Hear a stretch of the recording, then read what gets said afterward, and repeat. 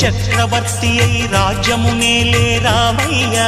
తండ్రి మాటకై పదవిని బదలి అడవులకేగెనయా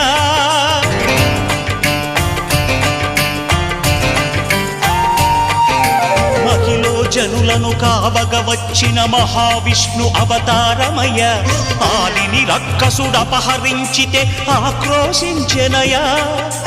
అసురుని త్రుంచి అమ్మను తెచ్చి అగ్ని పరీక్ష విధించెనయా సాగలి నిందకు సత్యము చాటగ కుల సతినే విడనాడెనయ నా రాముని కష్టం లోకంలో